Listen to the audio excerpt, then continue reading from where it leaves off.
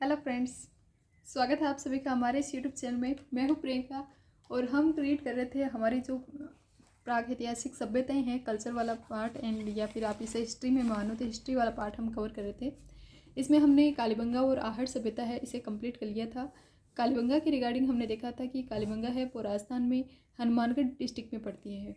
वहीं आहड़ है, आहड़ आपके कहाँ पर पड़ती है? उदयपुर में पड़ती है। तो यहाँ पर कौन सी है? आहड़ सभ्यता है और यहाँ पर कौन सी है? कालीबंगा सभ्यता है। कालीबंगा सभ्यता के रिगार्डिंग हमने कुछ मेजर की पॉइंट्स में हमने देखा था। उत्खननकर्ता हमने फर्स्ट देखे थे। उत्खननकर्ता में हमने देखा था, सबसे पहला नाम हमने देखा था अमलानंद घोष का। किसका नाम देखा था? अमलानंद घोष का नाम देखा था। अमलानंद घोष के बाद में जो नेक्स्ट आते हैं वो आते हैं आपके बीबी लाल और बीके थापर। बीके थापर, इसके अलावा आपको नाम देखने को मिलेगा पीएस सिंधे का नाम देखने को मिलेगा, केएम श्रीवास्तव का नाम देखने को मिलेगा, एमडी खरे का नाम आप देखते हो, जेपी जोशी का नाम आपको देखने को मिलता है। तो ये कुछ विद्वान थे जिन्होंने कालीबंगा का क्या किया था? उत्खनन किया था। इसके अलावा हमने देखा कि सबसे पहले इस पर प्रकाश में लाने का कार्य है जिसने जॉर्ज अब्राहम क्रिएशन को संबोधित किया था इस सभ्यता के रिगार्डिंग। इस तो वो थे आपके एलपी टेसीटोरी, इटली के टेसीटोरी हैं। उन्होंने सबसे पहले जॉर्ज अब्राहम क्रिएशन है उनको इस सभ्यता की रिगार्डिंग जानकारी है वो दी थी। और अमलानंद घोष ने कब खोज की थी? 1952 में। उसके बाद 1961 से 69 के बीच में बीबी लाल, बीके थापर, पीएस सिंधे, केएम श्रीवास्तव, एमडी खरे, जेपी जोशी, फिर सेक्टर जो भी व्यक्ति हैं इन्होंने कालीबंगा की साइट है इस पर कार्य किया था। इसके अलावा हमें कालीबंगा सभ्यता है इसके कुछ मेजर की पॉइंट्स में हमने देखा था कि यहाँ पर हमें 6 छेद की क्या मिली है? एक खोपड़ी मिली है। वहीं आप आहड़ वाले में देखोगे कि आपको 6 चूल्हे का क्या मिला है? एक 6 मुंह का क्या मिला है? चूल्हा, या फिर 6 चूल्हे प्राप्त हुए हैं एक घर से। एक घर से है, सॉरी, एक घर से 6 चूल्हे प्राप्त हुए हैं। इससे हम लगाते हैं अनुमान कि सामूहिक यहाँ पर क्या किया जाता था? भोजन किया जाता था। सामूहिक भोजन अनुष्ठान के रिगार्डिंग यहाँ पर इसके हमें क्या मिलती है? जानकारी देखने को मिलती है। इसके अलावा हमें कालीबंगा से क्या मिला था? जुते हुए खेत के साक्ष्य मिले थे। गेहूँ और जौ के साक्ष्य हैं वो देखने मिलते हैं। कहाँ से? कालीबंगा से गेहूँ और जौ। वहीं आपको आहड़ से क्या देखने मिलेंगे? जवार, चावल, ये मैक्सिमम रूप से साक्ष्य है वो देखने मिलेंगे। साथ ही गेहूँ वगैरह है ये भी देखने मिलेंगे। चावल, इनका क्या देखने मिलेगा? मेन एक की पॉइंट आप मान सकते हैं कि आहड़ सभ्यता में चावल है वो देखने मिलता है। एंड हमें यहाँ से 7 अग्निकुंड के साक्ष्य प्राप्त हुए थे। अग्निकुंड के साक्ष्य हैं वो विकसित हड़प्पा टाइम पीरियड के थे। जुते हुए खेत के साक्ष्य है वो साउथ और ईस्ट में देखने मिलते हैं। हनुमानगढ़ है, इस हनुमानगढ़ के साउथ वेस्ट में तो ये कालीबंगा सभ्यता है, लेकिन इस कालीबंगा सभ्यता है इसके भी साउथ और ईस्ट में आपको क्या देखने मिलते हैं? जुते हुए खेत के साक्ष्य है वो देखने मिलते हैं। 5 स्तर पर ये देखने मिलता है। 5 स्तर हैं, उनमें से पहले 2 स्तर है वो किससे हैं? प्राक हड़प्पा के हैं। आगामी 3, 4 और 5 के हिस्से हैं विकसित हड़प्पा टाइम पीरियड के देखे माने जाते हैं। इस प्राक हड़प्पा वाले में हमें जुते हुए खेत के साक्ष्य वगैरह हैं वो देखने मिलते हैं। विकसित हड़प्पा वाले में हमें अग्निकुंड के साक्ष्य देखने मिलते हैं। और भवन है वो 2 भागों में विभक्त है। पश्चिमी भवन है वो दुर्गीकृत होता था, पूर्वी भाग है वो निचला नगर जन सामान्य के लिए शायद उसका यूज किया जाता होगा। तो इस प्रकार की साक्ष्य हमें उससे मिलते हैं कालीबंगा से। साथ ही ऊँट की हड्डी के साक्ष्य भी देखने मिलते हैं कालीबंगा से। तो ये क्वेश्चन में पूछा गया है। प्रथम अंकित भूकंप के अवशेष हमें कालीबंगा से देखने मिलते हैं। तो भूकंप के अवशेष के रिगार्डिंग भी जानकारी देने वाली सभ्यता कौन सी है? कालीबंगा सभ्यता है वो है। मृत पात्र हमने देखे थे, लाल मृद भांड है और उन पर काले और सफ़ेद रंग की क्या की गई है? चित्रकारी की गई है। वहीं आहड़ सभ्यता में जो आप मृद भांड देखोगे तो वो आपको लाल और काले मृत पात्र देखने को मिलेंगे। लाल काले मृत पात्र है और उन पर सफ़ेद रंग से क्या की गई है? पेंटिंग है वो की गई है। सफ़ेद कलर क्या की गई? पेंटिंग की गई है। तो आहड़ के रिगार्डिंग हम देख रहे थे।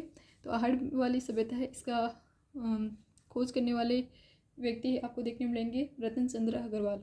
रतन चंद्र अग्रवाल है, इन्होंने इसकी खोज की थी। उत्खननकर्ता आप आहड़ में देखोगे अक्षय कीर्ति व्यास है, रतन चंद्र अग्रवाल है, वीरेंद्र नाथ मिश्र है और इसके अलावा सबसे लास्ट में आप देखोगे एस.टी. सांकलिया। एस.टी. सांकलिया है, इन्होंने लास्ट में सबसे लास्ट पे इस पर वर्क है वो किया था। आहड़ सभ्यता उदयपुर में है। कौन सी रिवर के किनारे है? बेडस रिवर के किनारे है। कालीबंगा घग्गर रिवर के किनारे थी। और ये कौन सी रिवर है? बेडच, या फिर इसी रिवर को दूसरा नाम क्या देते हैं? आहड़ रिवर के रूप में भी जाना जाता है।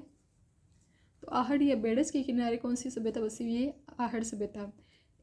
उत्खनन करता है अक्षय कीर्ति व्यास, सुरेंद्रनाथ मिश्र, रतन चंद्र अग्रवाल। खोज किसने की थी? रतन चंद्र अग्रवाल ने। मृत पात्र कैसे हैं? लाल और काले मृद भांड है। और यहाँ पर सफ़ेद रंग की क्या की गई है? पेंटिंग की गई है। चावल, जवार, गेहूँ एटसेट्रा इनकी क्या है? मुख्य खाद्यान्न फसल थी। 6 मुँह का एक चूल्हा देखने मिलता है, या फिर एक घर से 6 चूल्हे प्राप्त हुए। एक घर से 6 चूल्हे प्राप्त हुए जिनसे सामूहिक भोजन के अनुमान है वो लगाया जाता है। यहाँ पर रंगाई छपाई के व्यवसाय की रिगार्डिंग भी जानकारी देखने मिलेंगी, क्योंकि यहाँ से हमें क्या प्राप्त हुए हैं? टप्पे प्राप्त हुए हैं। जो कलर करने वाले टप्पे हैं वो प्राप्त हुए हैं। जो काले और लाल रंग के मृदभांड होते थे उनको क्या कहा जाता है? गोरी या कोट कहा जाता है। तो ये एक स्पेशल टर्म भी इनके लिए यूज़ की जाती है, गोरी कोट या फिर बकोट। ये किसके लिए? जो मृत पात्र थे, काले और लाल रंग के मृत पात्र, उनके लिए यूज़ की जाती है। छपाई की देख ली। एक घर से 6 चूल्हे हमने देख ही लिए। 2 मुँह का सिलबट्टा, ये 6 मुँह ने 2 मुँह का हमें क्या मिला है? सिलबट्टा मिला है। 2 मुँह का सिलबट्टा है। 2 मुँह का सिलबट्टा हमें यहाँ से प्राप्त हुआ है। तो 2 मुँह का यहाँ से क्या मिला है आपको? सिलबट्टा मिला है। और जो कालीबंगा सभ्यता है उसमें आंशिक युग्मित समाधान की जानकारी देखने मिलती है। युग्मित समाधान है वो देखने मिलता है कालीबंगा सभ्यता में। यहाँ पर समाधान किस प्रकार से किया जाता था? नॉर्थ में उसका सिर रखा जाता है, साउथ में उसके पैर रखे जाते, साथ ही उसके साथ गहने वगैरह रखे जाते थे, जिसे इसकी क्या लगाया जाता है? अनुमान, पुनर्जन्म का अनुमान है वो लगाया जाता था। ये सभ्यता है वो पुनर्जन्म में क्या मानती थी? बिलीव करती थी। तो आहड़ सभ्यता है वो पुनर्जन्म में क्या करती थी? बिलीव करती थी।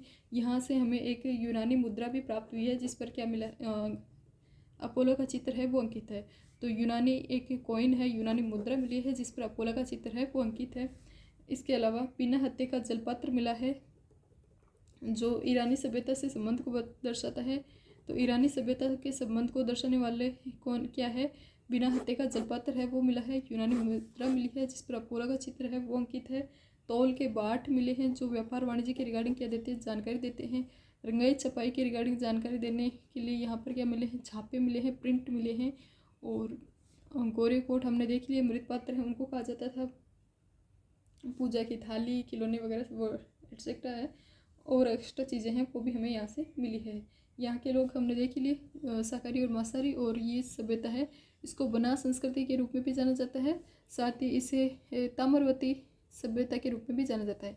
एक टर्म आपको देखने मिलेगी, ताम्रवर्ती सभ्यता। ताम्रवर्ती सभ्यता कौन सी है? तो वो आपकी आएगी आहड़। ताम्रवर्ती सभ्यता की जननी जब पूछ लिया जाता है तो जननी में आपको देखना है गणेश्वर, जो आज हम रीड करने वाले हैं।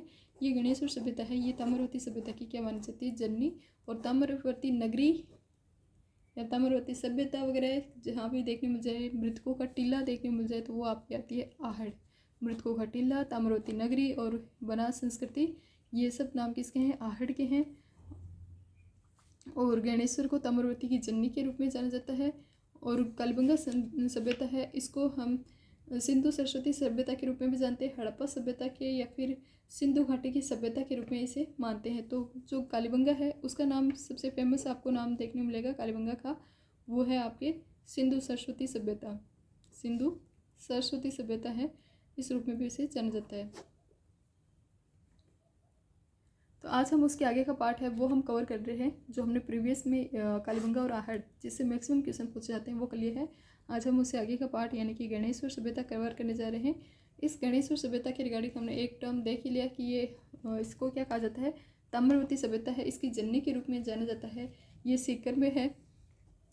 सीकर में कांतली नदी फ्लो करती है, उस कांतली नदी एरिया है, उसके फ्लो एरिया में आपको कौन सी सभ्यता देखने मिलेगी? गणेश्वर सभ्यता है वो देखने मिलती है। तो कांतली नदी के फ्लो एरिया में सीकर के निमका थाना वाले स्तर में वहाँ पर आपको क्या देखने मिलती है? गणेश्वर सभ्यता है वो देखने मिलती है। उत्खननकर्ता कौन है? रतन चंद्र अग्रवाल। रतन चंद्र अग्रवाल है वो क्या है? इसके उत्खनन करता है। वर्तमान में तो निमका थाना को सीकर है से अलग कर दिया है, सीकर को संभाग बना दिया है। लेकिन जो कहीं कहीं बुक्स में वगैरह है और प्रीवियस ईयर के हम क्वेश्चन डिस्कस करें तो उस अकॉर्डिंग हम यहाँ पर डिस्कस कर रहे हैं। तो गणेशपुर सभ्यता है ये आपके निमका थाना में स्थित है। सीधा निमका थाना याद रख लो, शिखर क्या क्योंकि निमका थाना में स्थित है, कांतली नदी के किनारे स्थित है। और इस सभ्यता का उत्खनन किसने किया था? तो वो किया था आपके रतन चंद्र अग्रवाल, और उनके साथ एक व्यक्ति आप और देखोगे विजय कुमार है। उन्होंने 1977 में क्या किया था? इसके उत्खनन का कार्य किया था। यहाँ पर पत्थर के बांध मिले हैं, पत्थर के बांध हैं वो इस सभ्यता को बाढ़ वगैरह है इससे बचाने के लिए यूज किए जाते थे। यहाँ से काले और नीले काले कपिशवर्ण बाण मिले, काले और नीले रंग के मृत पात्र है वो मिले हैं, काले और नीले। लाल काले देखने को मिलते हैं हमें आहड़ में। ओली लाल कालीबंगा, यहाँ से लाल होता है, कालीबंगा से लाल, आहड़ में काला, लाल काला। और यहाँ पर हम गणेशपुर देख रहे हैं निमका थाना में, यहाँ पर काले ब्लैक और नीला यहाँ पर आ जाता है, और ब्लैक और रेड यहाँ पर है। यहाँ पर ओनली लाल है, यहाँ पर काला लाल है, और यहाँ पर लाल और ब्लैक और नीला है, लाल नहीं है इसमें। गणेशपुर में ब्लैक और नीले रंग के जो मृत पात्र है उनका प्रयोग है वो किया गया है। वापस हम क्वेश्चन में डिस्कस करेंगे तो आराम से इसमें और आपके क्लियर हो जाएगा कि किस प्रकार के क्वेश्चन है वो इसमें मृत पात्र के रिगार्डिंग है वो पूछे गए हैं। तो देखते हैं हमारा फर्स्ट क्वेश्चन गणेशपुर सभ्यता के रिगार्डिंग। गणेशपुर सभ्यता के अवशेष है, चिन्ह है वो उपस्थित है, कहाँ पर उपस्थित है? निमका थाना। तो अभी हमने बात की निमका थाना में क्या है, गणेशपुर सभ्यता के अवशेष है वो देख लेते हैं। गणेशपुर सभ्यता की रिगार्डिंग जानकारी देखें तो ये प्राक हड़प्पन, हड़प्पा कालीन और ताम्र युगीन एक स्थल है निमका थाना जिले के पूर्व में, सीकर जिला। वहाँ पर कातली नदी फ्लो करती है, वहाँ पर ये लोकेटेड है। उत्खनन किया था 1977 में रतन चंद्र अग्रवाल में। फिर इसके एक साल बाद में विजय कुमार है वो भी इसमें ऐड हो जाते हैं। ताम्र युगीन संस्कृतियों में सबसे प्राचीनतम यह स्थल है वो ताम्र युगीन सभ्यताओं की जननी के रूप में जाना जाता है। जून 2006 है। इसमें खुदाई के दौरान यहाँ पर ढेर सारी क्या मिली है?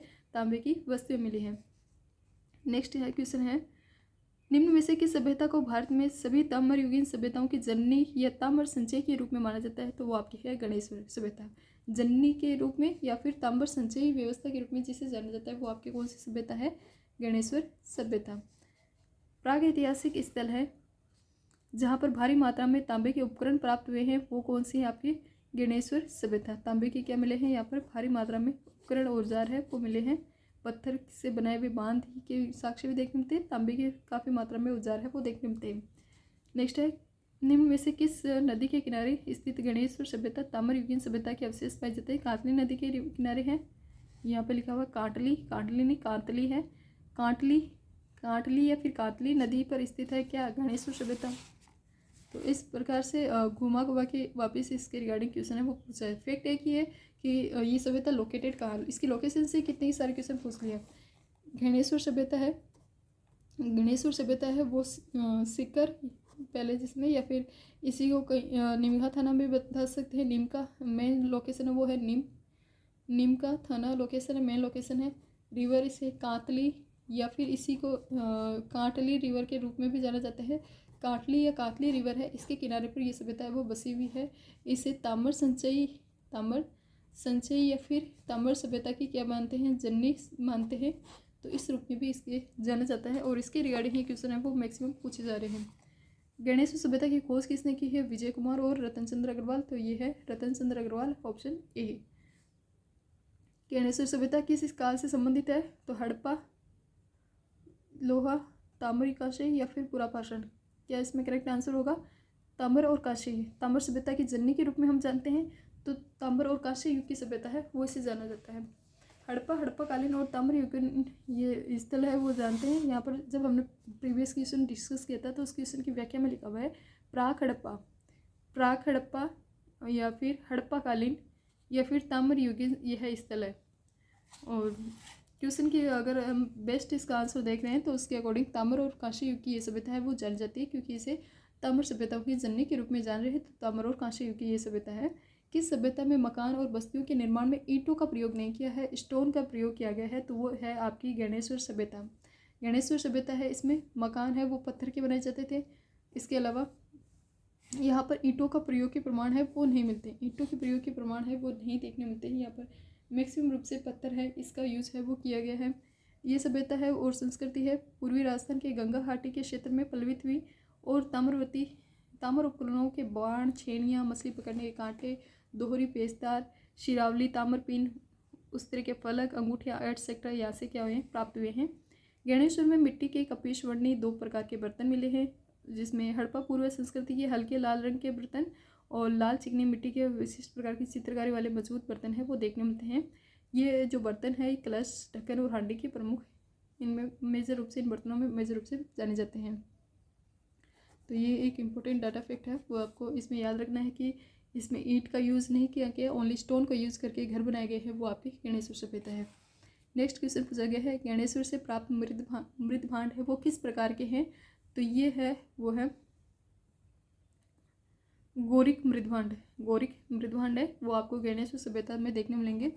गणेश्वर सभ्यता से प्राप्त मृदभांड है वो काले और नीले रंग के हैं, कपिशवर्णी हैं, तो ये और इन्हें गौरिक मृदभांड के रूप में भी जाने जाते हैं।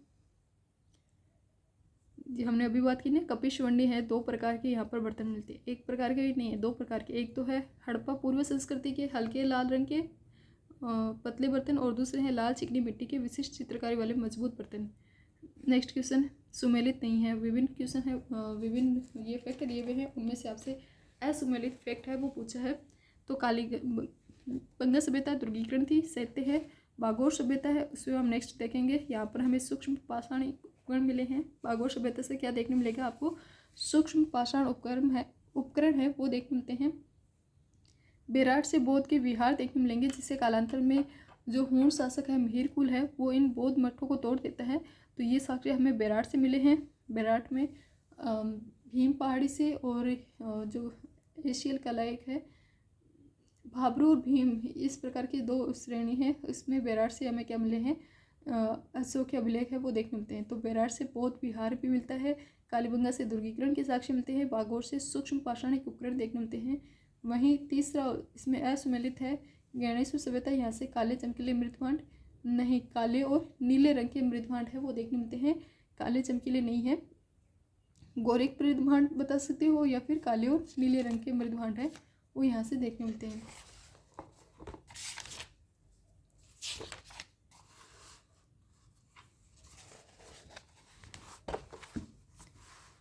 नेक्स्ट क्वेश्चन पूछा गया है बेराट है वो प्राचीन काल में राजधानी थी, किसकी राजधानी थी, मत्स्य जनपद है, इसकी राजधानी थी बेराट। मत्स्य जनपद जिसकी राजधानी बेराट थी। विभिन्न जनपद है वो आपने देखे होंगे, उनमें से ही एक था आपके मत्स्य जनपद। एक आपने अर्जुनायन या फिर सालव के रिगार्डिंग नाम सुना होगा, तो मत्स्य जनपद है, इसकी राजधानी थी बेराट, या इसे विराट नगर के रूप में भी जाना जाता है।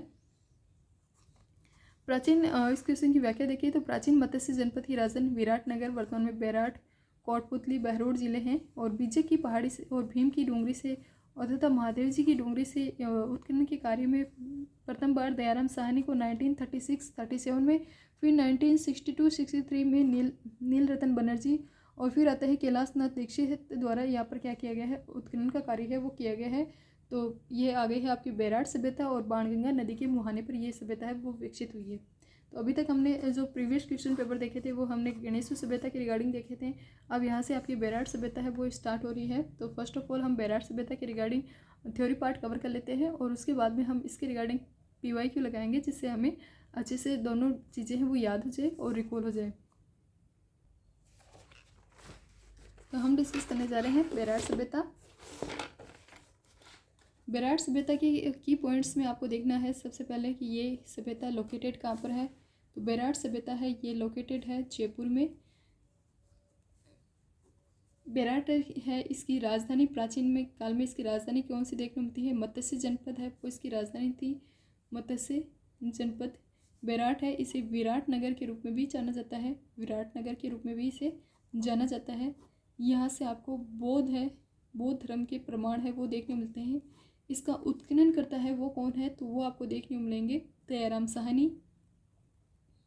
दयाराम साहनी के अलावा यहाँ पर आपको देखने मिलेंगे, दयाराम साहनी ने किया था लगभग 1936 के अराउंडिंग दयाराम साहनी ने किया था। उसके बाद में यहाँ पर आते हैं नील रतन बनर्जी और कैलाश नाथ दीक्षित है। इन्होंने यहाँ पर क्या किया था, उत्खनन का कार्य है वो किया था। तो कैलाश नाथ दीक्षित है, नील रतन बनर्जी, दयाराम साहनी है, इन्होंने बैराट या विराट नगर सभ्यता है इसके उत्खनन का कार्य है वो किया था। इसकी रिगार्डिंग जो हमें विभिन्न डूंगरी हमें याद रखनी है, पहाड़ों या को क्या बोला जाता है, जयपुर में डूंगरी कहा जाता है, उनमें आपको एक याद रखनी है भीमजी की डूंगरी, भीम डूंगरी। एक आपको महादेव डूंगरी का नाम याद रखना है, महादेव डूंगरी। एक है बीजक डूंगरी, क्योंकि यहाँ से विभिन्न प्रकार के ना अवशेष हैं वो प्राप्त हुए हैं। तो भीम डूंगरी, महादेव डूंगरी, बीजक डूंगरी है वो आपको याद रखना है। दयाराम साहनी, नीलरतन बनर्जी, कैलाशनाथ दीक्षित का नाम याद रखना है। मत्स्य जनपद इसकी क्या थी, प्राचीन काल में इसकी क्या थी, कैपिटल देखने मिलती है। यहाँ से बौद्ध धर्म के प्रमाण मिलते हैं। बौद्ध आर्ट के अराउंडिंग यहाँ पर कुछ बौद्ध मठ थे, और उन मठ हैं उन्हों को कालांतर में मिहिर कुल है, पूर्ण शासक मिहिर कुल, वो उन्हें क्या करता है, तुड़वा देता है। तो इस संबंध में भी जानकारी देखने मिलेगी। बैराट या विराट नगर ये सभ्यता जयपुर में स्थित है। ये कुछ मेजर नाम आपको इसमें याद रखने हैं। और इसके अलावा हमें देखना है कि बीजक डूंगरी है, यहाँ पर खोज किसने की थी, तो बीजक डूंगरी पर खोज की थी कैप्टन बट ने, कैप्टन बट है उन्होंने यहाँ पर खोज की थी 1837 में। वैसे आप देखोगे दयाराम सैनी 36 में कर रहे हैं, नीलरतन बनर्जी, कैलाशनाथ दीक्षित भी इस पर वर्क कर रहे हैं 62 के अराउंडिंग, 1962 के अराउंडिंग ये लोग वर्क कर रहे हैं। कैप्टन बट है, इन्होंने बीजक डूंगरी से खोज की थी। वही आपको देखने मिलेगा जो भीम डूंगरी है जिसका हमने नाम देखा है, और इसके रिगार्डिंग हमने एक पहले भी नाम हम देख चुके हैं एक क्वेश्चन में, SCL कालाइल, जिन्होंने कठोर पाषाण एक उपकरण है जिन्हें प्राप्त हुए थे दोसा से, मानव हस्तियों के कठोर पाषाण काल के मानव हस्तियों के अवशेष से उन्हें प्राप्त हुए थे। वही SCL कालाइल जिन्होंने राजस्थान में पुरातात्विक सर्वेक्षण का कार्य किया था, इन्होंने भीम की डूंगरी से इन्हें बौद्ध धर्म के अवशेष है वो प्राप्त हुए, अशोक के अभिलेख है वो इन्हें प्राप्त हुए हैं कहाँ से, भीम डूंगरी से। तो भीम डूंगरी से प्राप्त हुए हैं SCL कालाइल को, बीजक की डूंगरी से प्राप्त हुए हैं कैप्टन बट को। बीजक डूंगरी, भीम डूंगरी, महादेव डूंगरी ये क्या है, इस बैराट सभ्यता की मेजर है वो स्थल है वो देखने मिलते हैं। कुछ मेजर लोकेशन आपको याद रखनी है। ह्वेनसांग है वो हमें जानकारी देता है 8 बौद्ध मठों की, और उसको कालांतर में तोड़ कौन देता है, मिहिर कुल तोड़ देता है। इस प्रकार की जानकारी हमें देखने मिलते हैं। जयपुर के एक शासक वे हैं राम सिंह सेकंड, स्वयं राम सिंह सेकंड है, ये जयपुर के एक शासक हुए थे जिन्होंने यहाँ पर खुदाई का कार्य है वो करवाया था, और उन्हें यहाँ पर सोने की मंजूसा, सोने की क्या मिली है, मंजूसा मिली है। किसे, राम सिंह सेकंड है, उन्होंने यहाँ पर खोज कार्य करवाया था जहाँ पर उन्हें सोने की मंजूसा प्राप्त हुई है। भगवान बुद्ध के अवशेष आपको इस मेनली रूप से इस बैराट सभ्यता यहाँ से देखने मिलते हैं। शैल चित्र यहाँ से आपको देखने मिल जाएंगे, शैल चित्र मिल जाएंगे, भगवान बुद्ध के अवशेष मिल जाएंगे। राम सिंह सेकंड है, उन्होंने खुदाई करवाई थी तो इन्हें सोने की मंजूसा मिली थी। बीजक की डूंगरी पर खोज की थी कैप्टन बट ने 1837 में। भीम डूंगरी पर वर्क किया SCL कालाइल ने, तो इन्हें अशोक के मिले, यहाँ से अशोक के अभिलेख है वो देख मिलते हैं। डूंगरी से अशोक के अभिलेख मिलते हैं, और अशोक के अभिलेख में मेनली रूप से बौद्ध धर्म की जानकारी है वो अब भी आपको यहाँ पर देखने मिलेगी। बीजक डूंगरी, महादेव डूंगरी और भीम डूंगरी है, ये नाम याद रखने हैं। दयाराम साहनी, नीलरतन बनर्जी, कैलाशनाथ दीक्षित का नाम आपको याद रखना है। और मत्स्य जनपद इसकी क्या हुआ करती थी, कैपिटल हुआ करती थी।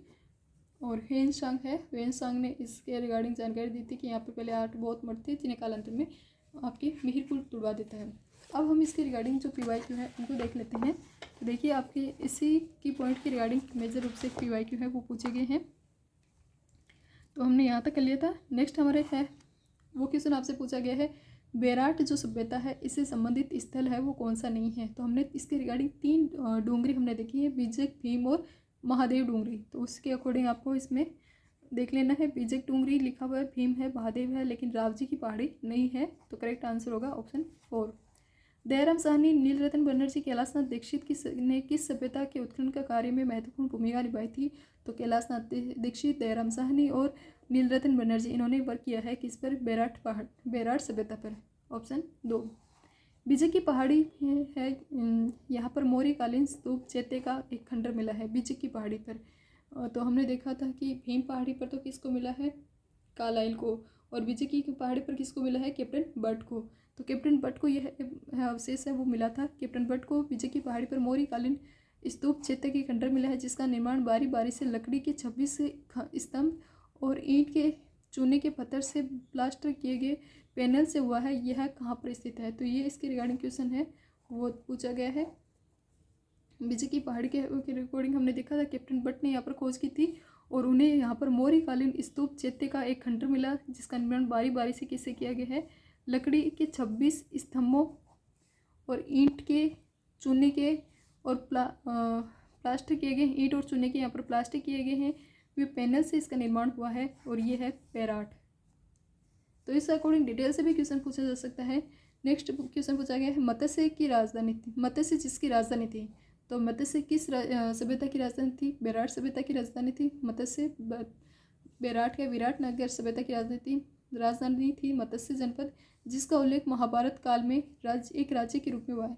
तो बेराट या विराटनगर है, इसका महाभारत काल में एक राज्य के रूप में उल्लेख है वो किया गया है। जयपुर, अलवर और भरतपुर के कुछ हिस्सों में ये है वो फैला हुआ था। तो ये कौन सा आपको पूछा गया है, विराटनगर या फिर बेराट सभ्यता की रिगार्डिंग ये क्वेश्चन है वो आपसे पूछा गया है। नेक्स्ट है भीम की डूंगरी। भीम की डूंगरी से हमने देखा था एसीएल कालाइल को यहाँ पर अवशेष प्राप्त हुए हैं। भीम की डूंगरी, गणेश डूंगरी राजस्थान की किस सभ्यता से संबंधित है। गणेश डूंगरी एक न्यू नाम आया है। तो भीम डूंगरी, गणेश डूंगरी, महादेव डूंगरी, बिजक डूंगरी, जिसके आगे डूंगरी वर्ड लगा हुआ वो किसके रिगार्डिंग होती है, आपके जयपुर की रिगार्डिंग होती है। और उसमें से मेन हमें यहाँ पर बिजक, भीम, महादेव और गणेश डूंगरी का नाम याद रखना है, वो है बेराट सभ्यता की रिगार्डिंग किस सभ्यता से संबंधित है, तो वो आपको याद रखना है बेराट सभ्यता। करेक्ट आंसर होगा बेराट सभ्यता। बेराट या विराटनगर में प्रथम उत्खनन किसके नेतृत्व में किया गया था। सबसे पहले दयाराम साहनी ने किया था, फिर उसके बाद में कैलाशनाथ दीक्षित और नीलरतन बनर्जी आते हैं। तो उसमें करेक्ट आंसर होगा दयाराम साहनी।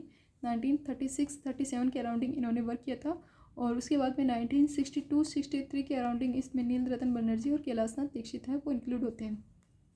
नेक्स्ट क्वेश्चन है किस पुरातत्व स्थल में 1962-63 में NR बनर्जी यानी कि नीलरतन बनर्जी, KN दीक्षित, कैलाशनाथ दीक्षित ने उत्खनन का कार्य किया था। तो नीलरतन बनर्जी, कैलाशनाथ दीक्षित ने 1962-63 में आपके बेराट या विराटनगर सभ्यता है इसके उत्खनन का कार्य है वो किया था। बेराट में किस सभ्यता के अवशेष प्राप्त हुए हैं। बेराट में हमें बौद्ध धर्म के अवशेष है वो प्राप्त हुए हैं। मौर्यकालीन सभ्यता के अवशेष है वो देखने मिलते हैं। तो मौर्यकालीन सभ्यता है इसके अवशेष है वो आपको इसमें देखने को मिलेंगे। नेक्स्ट क्वेश्चन पूछा गया है, इस क्वेश्चन की व्याख्या देख लेते हैं। व्याख्या में आपको देखने मिलेगा बेराट सभ्यता यानी कि सिंधु घाटी सभ्यता के प्राक ऐतिहासिक काल में समकालीन इस स्तर में मौर्यकालीन अशोक के अभिलेख है और मध्यकालीन अवशेष है वो प्राप्त हुए हैं। यहाँ से आपको 36 मुद्राएं मिली हैं। कितनी मुद्राएं मिली हैं, 36 मुद्राएं मिली हैं। 8 चांदी की पंचमार्क मुद्राएं हैं और 28 इंडो ग्रीक मुद्राएं हैं वो मिली हैं। इन 28 इंडो ग्रीक में से 16 मुद्राएं हैं वो किसकी हैं, मिनेंडर की हैं। तो एक शासक हुए हैं मिनेंडर, उनकी कितनी मुद्राएं हैं, 16 कॉइन्स तो उनकी हैं। टोटल 36 थी, 8 पंचमार्क है और 28 इंडो ग्रीक है। 8 पंचमार्क और 28 इंडो ग्रीक और इन 28 में से 16 मिनेंडर की हैं। वापस इनसे रिगार्डिंग क्वेश्चन है वो पूछा गया है कि किस स्थल से इंडो ग्रीक शासकों के 28 सिक्के प्राप्त हुए हैं, बेराट से। किस स्थल से यूनानी शासक मिनेंडर के 16 सिक्के मिले हैं, बेराट से। पंचमार्क सिक्के, चांदी की मुद्रा पंचमार्क प्राप्त हुए कहाँ से, बेराट से। तो एक ही लाइन से आपके कितने क्वेश्चन है वो सॉल्व हो रहे हैं, ये आपने देखा होगा।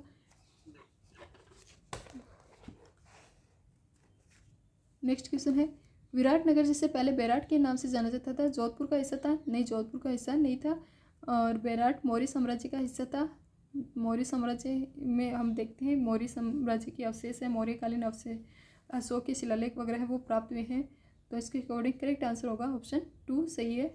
सही कथन का हमें चयन करना है, जोधपुर नहीं था जयपुर था। नेक्स्ट क्वेश्चन है किस सभ्यता में सम्राट अशोक के 2 शिलालेख प्राप्त हैं। तो सम्राट अशोक के 2 शिलालेख कैप्टन बट और एसीएल कालाइल को प्राप्त हुए थे। दोनों को आपको बिजक और भीम डूंगरी से प्राप्त हुए हैं। ये दोनों शिलालेख हैं बेराट सभ्यता के हैं। तो बेराट सभ्यता के 2 स्तंभलेख हैं भापरू और बेराट, ये बौद्ध मठ के अवशेष इनसे प्राप्त हुए हैं। बिजक की पहाड़ी से 1837 में कैप्टन बट को और भापरू शिलालेख की खोज की गई थी। कैप्टन बट ने भापरू शिलालेख की जिसके नीचे ब्राह्मी लिपि में बुद्धम संघ के 3 शब्द लिखे हैं, बुद्धम शरणम गच्छामि, धम्मम शरणम गच्छामि और संघम शरणम गच्छामि। बुद्ध, धम्म और संघ 3 शब्द लिखे गए हैं और इन्हें वर्तमान में कोलकाता संग्रहालय में रखा गया है। 1999 में बिजक की पहाड़ी से बौद्ध मंदिर है वो भारत में सर्वप्रथम मंदिर बौद्ध मंदिर यहीं से प्राप्त हुए थे। तो ये पॉइंट है, ये आपके लिए काफ़ी इंपॉर्टेंट है। बेराट सभ्यता है, इसमें अशोक के 2 शिलालेख प्राप्त हुए हैं, भापरू शिलालेख और बेराट शिलालेख। इसमें बौद्ध मठ के अवशेष है वो देखने मिलते हैं। विजय की पहाड़ी है, विजय की पहाड़ी पर कैप्टन भट्ट ने 1837 में कार्य किया था। भाबरू शिलालेख इन्हें प्राप्त हुआ है ब्राह्मी लिपि में। कौन सी लिपि में? ब्राह्मी लिपि में है, और 3 वर्ड उस पर लिखे हुए हैं, बुद्ध धम्म और संघ 3 वर्ड लिखे हुए हैं, जिसे वर्तमान में कहाँ पर रखा गया है? कोलकाता संग्रहालय में रखा गया है। 1999 में विजय की पहाड़ी पर, विजय की पहाड़ी है, वहाँ से बौद्ध मंदिर यानी भारत की सर्वोत्तम मंदिर के अवशेष है वो यहीं से प्राप्त हुई है। नेक्स्ट क्वेश्चन देख लेते हैं। बेराट के पास भीमजी की डूंगरी के बेराट के पास भीमजी की डूंगरी के तल में 2 शिलालेख, बेराट शिलालेख और लघु शिलालेख की खोज की गई है। ये कहाँ कौन से है?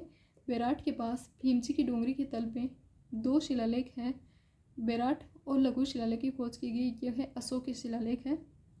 ये बेराट सभ्यता वाली है। अशोक के शिलालेख प्राप्त हुए हैं। बौद्ध धर्म के अवशेष हमें जानकारी मिलती है। मौर्य कालीन अशोक कौन था? मौर्य सम्राट था, तो मौर्य काल के अवशेष है वो देखने मिलते हैं। 1837 में विजय की पहाड़ी से स्थित अशोक के शिलालेख किसने खोज की थी? कैप्टन भट्ट ने। Option A. महाभारत काल के अवशेष कहाँ मिले हैं? बेराट नगर से, या फिर बेराट जिसे कहा जाता है। अलवर के निकट बेराट और भरतपुर के निकट नोह है यहाँ पर, जहाँ पर इस सभ्यता का प्रसार होगा। जयपुर, अलवर, भरतपुर और थोड़े बहुत आसपास के एरिया में जहाँ पर इस सभ्यता का विस्तार होगा वहाँ पर इसके अवशेष है वो देखने मिलेंगे। तो ऑप्शन 3।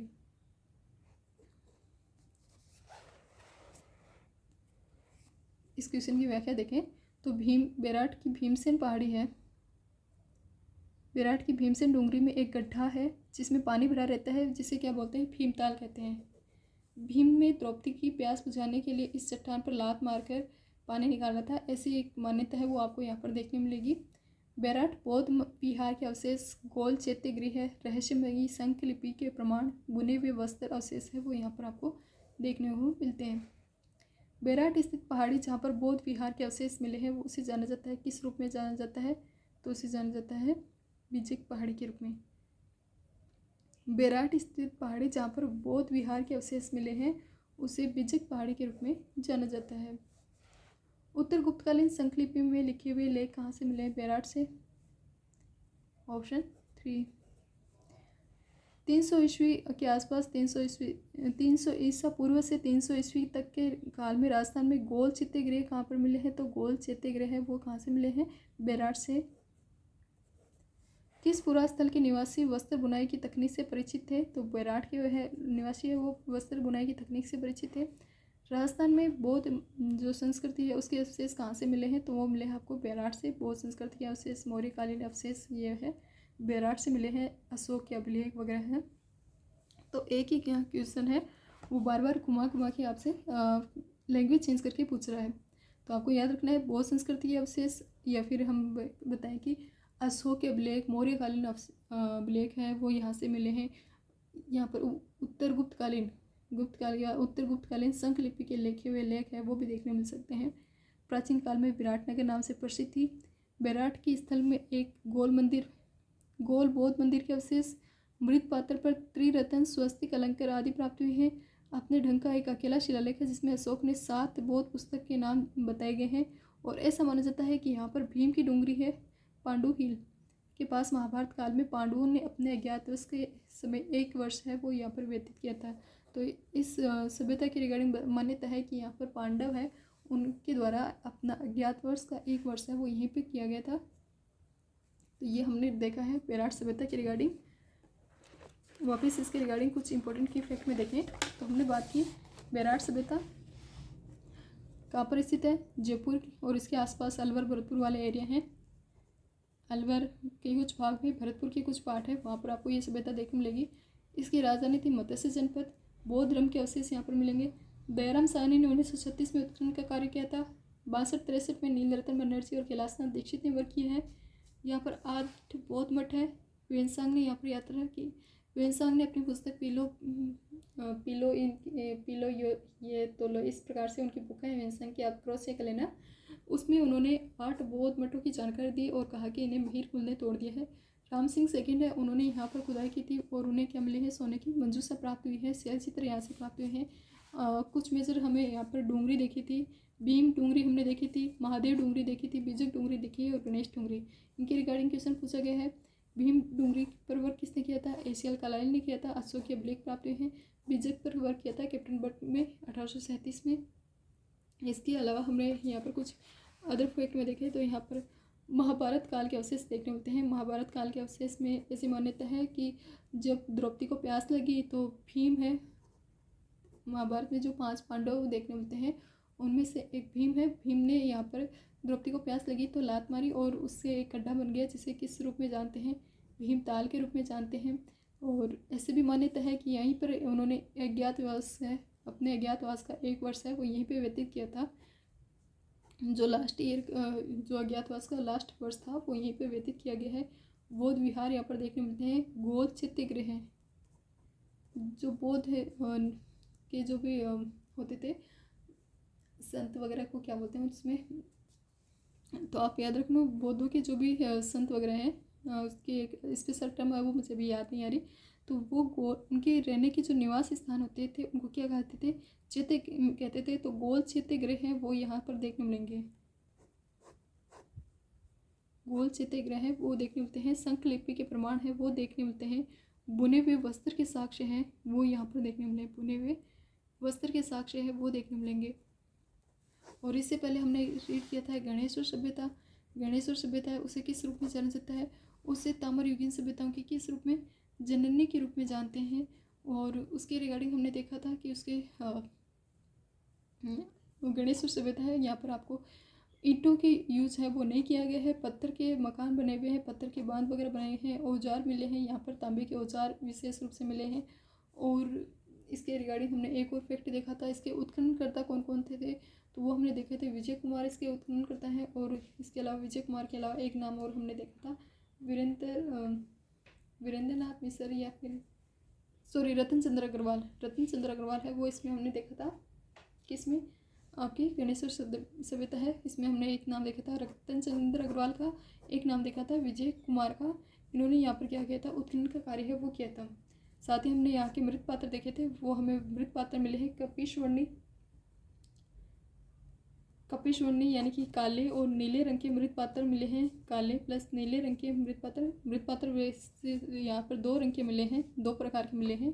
उनमें से एक अब कपिशवर्णी और दूसरे हम इन्हें गैरिक मृदवहन भी बोलते हैं। या फिर हम कहें कि इन मृत पात्र हैं इनमें से कुछ तो क्या है? लाल रंग के हैं, पतले हैं, हल्के लाल रंग के और पतले पतले मृत पात्र हैं वो देखने मिलेंगे। और कुछ मजबूत मृत पात्र भी हैं, कुछ मजबूत हैं मृदभांड है वो देखने मिलते हैं। कुछ हल्के हैं और कुछ मजबूत हैं। इस प्रकार के 2 टाइप्स के मृदभांड है वो आपको किस में देखने मिलेंगे? गणेश्वर सभ्यता है उसमें देखने मिलेंगे। इससे पहले हमने आहड़ सभ्यता के रिगार्डिंग देखी थी। आहड़ है वो बेड़स या फिर बेड़स रिवर के किनारे है। वहाँ से हमें एक घर से 6 ना क्या मिले हैं? चूल्हे प्राप्त हुए हैं। सामूहिक भोज की जानकारी मिलती है। 2 मुँह का सिलबट्टा वहाँ से प्राप्त हुआ है। इसके अलावा हमने वहाँ से पुनर्जन्म के रिगार्डिंग भी अनुमान लगाया था कि वो लोग है पुनर्जन्म में विश्वास करते थे, जो शब्द अपनाते थे उसके साथ गहने वगैरह रख देते थे। तो इस अकॉर्डिंग हमने इसके रिगार्डिंग डिटेल से जानकारी है वो डिस्कस की थी। तो ये हमारी काफ़ी बार रिवाइज हो चुकी है, तो मुझे उम्मीद है इसके रिगार्डिंग फैक्ट है वो भी आपको याद हो गए होंगे। तो नेक्स्ट क्लास में हम इसके आगे का पार्ट है वो कवर करेंगे। 2-3 पेज का पार्ट है वो इसमें रिमेनिंग है, पुरातत्व सभ्यता वाला। और उसके बाद साथ ही आपका ये वाला पॉइंट है वो समाप्त हो जाएगा। तो मिलते हैं नेक्स्ट क्लास में, तब तक के लिए बने रहिए हमारे साथ, खुश रहिए, मस्त रहिए और पढ़ते रहिए। Okay, thank you.